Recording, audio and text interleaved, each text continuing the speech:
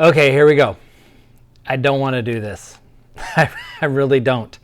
This is probably one of my least favorite things to do. I don't want to do it. I don't feel like doing this. And yet I know that I've got to get on the treadmill as often as possible. And the reason I do it is not so that I look good or anything like that.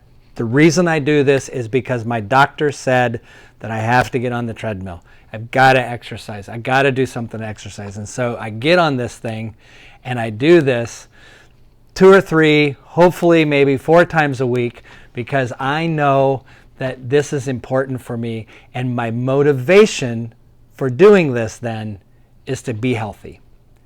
And so as I was thinking about one morning coming down here and doing the treadmill, I got to thinking about motivation a bit and what motivates us to do certain things.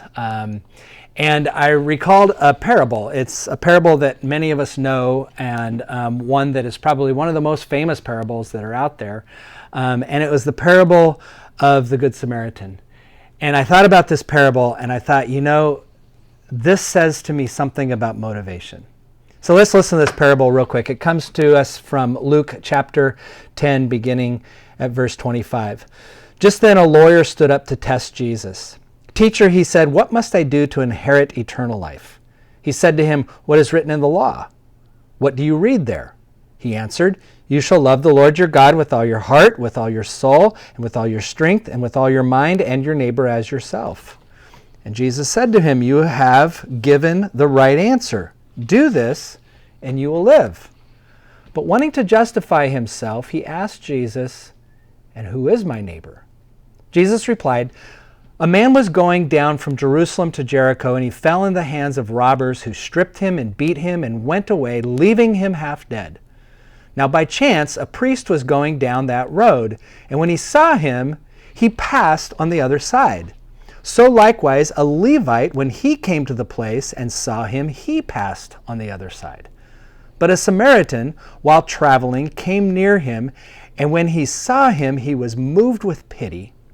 And he went to him and he bandaged his wounds, having poured oil and wine on them. Then he put him on his own animal and brought him to an inn and took care of him. And the next day he took out 2 denarii and gave it to the innkeeper and said, 'Take care of him, when I come back, I will repay you whatever you spend.'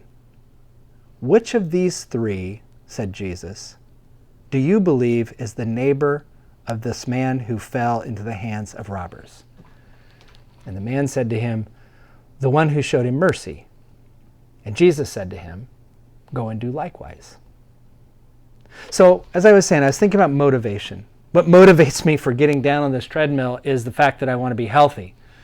But what motivates us to do other things in life? When you look at this passage in this parable, you think of those 2 that passed by the other side, the priest and the Levite. And what motivated them to that sort of action? A lot of scholars say that what motivated them in that moment was ritual purity. They needed to stay religiously pure. They needed to do their job, and in order to do their job, they couldn't risk touching a dead body. And so they passed on the other side because they were motivated to do their religious work. They were motivated to remain pure before God so that they could do their job. What motivated them seemed to be exactly what should motivate any righteous person. And then you hear about the Samaritan. What motivated him?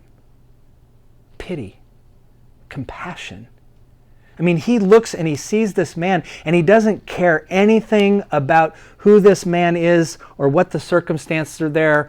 He is not afraid that he too might be attacked. He simply goes and is moved out of pity, and he takes care of the man. Compassion was what motivated him. Now, I thought about this and I thought, there's a lot of us out there right now who are motivated by all kinds of things. We might be motivated by our own religious convictions. We might be motivated by a sense of wanting to embrace our own individuality. There's all kinds of things that are out there to motivate us. But in this example, Jesus says the most important thing in terms of motivation for being the person that God is calling us to be, which is someone who will love neighbor as we love ourselves, is to be motivated not by anything else other than compassion. Not even ritual purity. Not even trying to make sure that you are ready to do the job that you think you need to do. Motivated by compassion. You know, I was thinking there's one other person that had motivation in this story as well, and that was this man who came and talked to Jesus. What motivated him? What motivated him to ask that question, and who is my neighbor? Was it boundaries? The boundaries that his religious community says that he's supposed to adhere to? And so he wanted to know, what are the boundaries? How do my boundaries motivate me to action or non-action? And Jesus tells this story. You know, I think oftentimes we have to check our motivations. We need to pay attention to our motivations. Why am I driven to do the things I do? What is it that makes me have certain opinions about things? What are the convictions that I hold so important, and what motivates that conviction?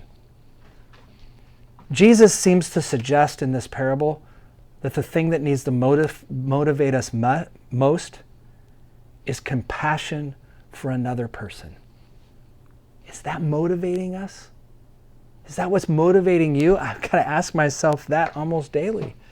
Is that what's motivating me? Or is it just, trying to live and do my job and trying to take care of myself and my family? Can I be motivated by compassion that moves me beyond some of the basics of what it means to get by in this life? A lesson that Jesus taught a man that was trying to figure out boundaries becomes a lesson about compassion. Now, I got to get to this. You all have a good day.